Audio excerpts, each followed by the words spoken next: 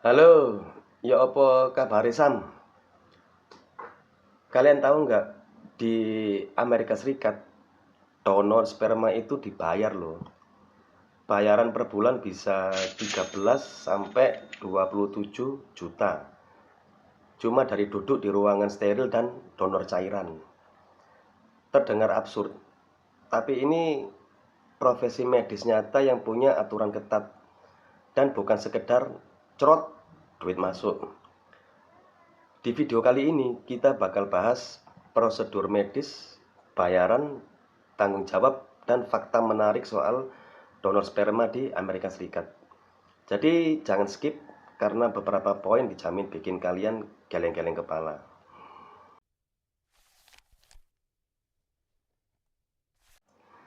Jadi sebelum seseorang donor bisa mulai, proses seleksi di bank sperma sangat ketat. Pertama, calon donor harus sehat secara medis, bebas penyakit menular, dan melalui tes genetika lengkap untuk memastikan kualitas sperma serta mengurangi risiko penyakit keturunan. Selain itu, ada juga tes psikologis untuk memastikan donor siap mental menghadapi konsekuensi dari anak biologis yang akan lahir di masa depan. Donasi dilakukan di ruang steril dan privat, tidak sembarangan orang bisa ikut. Jadi privasi dan kenyamanan donor dijaga maksimal. Kalau gagal tes atau kualitas sperma kurang baik, ya donor tidak bisa lanjut. Jadi jangan mikir cuma duduk doang, cerot duit masuk. Selain itu, ada prosedur khusus untuk menjaga kualitas sperma. Misalnya, donor harus berpantang ejakulasi beberapa hari sebelum donasi agar volume dan motilitas sperma optimal. Jadi prosesnya bukan cuma santai duduk doang, ada aturan medis ketat dan setiap langkah dirancang supaya donor dan penerima sama-sama aman dan terjamin kualitasnya. Kalau dipikir-pikir, ini semacam profesi medis paling santai tapi disiplin.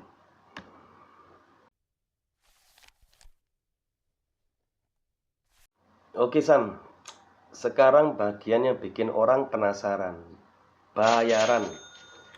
Di Amerika Serikat, donor biasanya dibayar 50 sampai 200 dolar per sekali.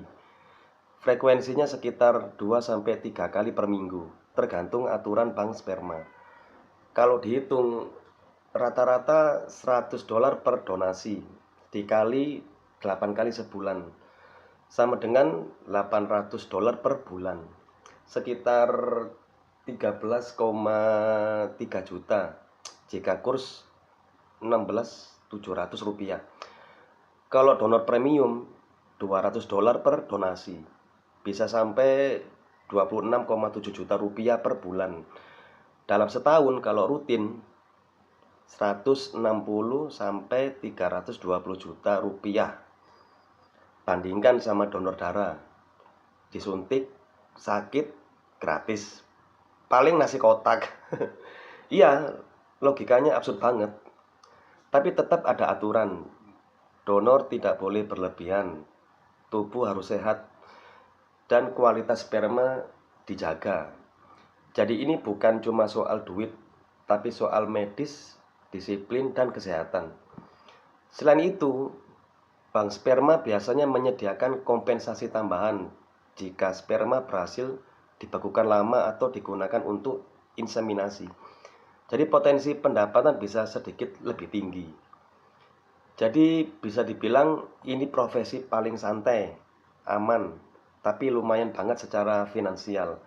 Asalkan disiplin dan lulus semua tes.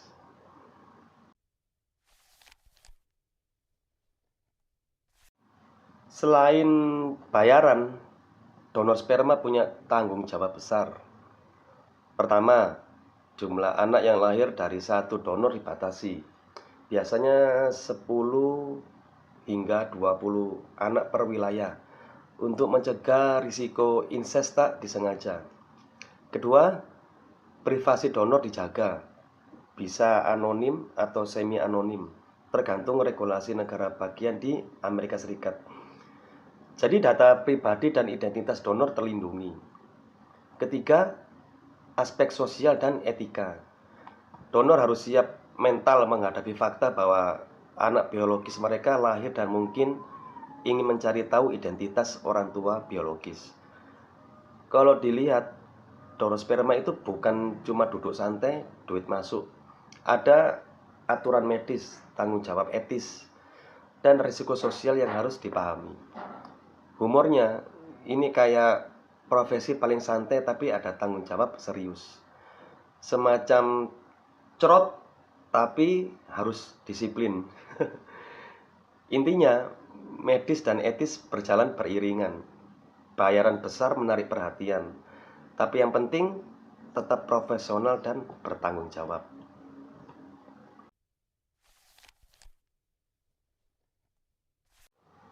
Biar lebih greget, ada beberapa kisah nyata donor sperma di Amerika Serikat.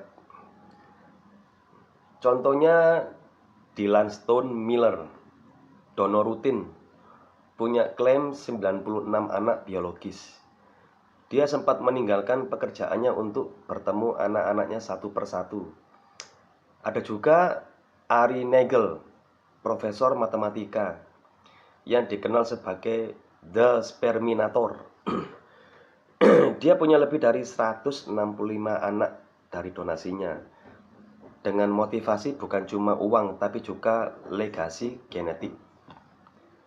Kalau donor rutin dan kualitas sperma tinggi, jumlah anak bisa banyak, tapi tetap ada regulasi supaya tidak berlebihan. Selain itu, fakta kocak tapi nyata. Beberapa donor yang terkenal jadi viral karena jumlah anaknya banyak, padahal profesinya tetap medis dan legal. Jadi walau terdengar absurd, donor sperma di Amerika Serikat profesi medis nyata, aman, dibayar, tapi tetap ada aturan ketat. Ini juga bukti kalau profesi yang terlihat santai bisa menghasilkan penghasilan lumayan tinggi, asal disiplin dan bertanggung jawab. Jadi donor sperma di Amerika Serikat itu memang profesi unik, santai tapi profesional. Bisa dibayar puluhan juta per bulan, tapi tetap ada tes medis, tanggung jawab etika, dan batas jumlah anak. Ingat ya, ini praktik legal di Amerika Serikat. Di Indonesia tidak diperbolehkan. Jadi jangan coba-coba di sini.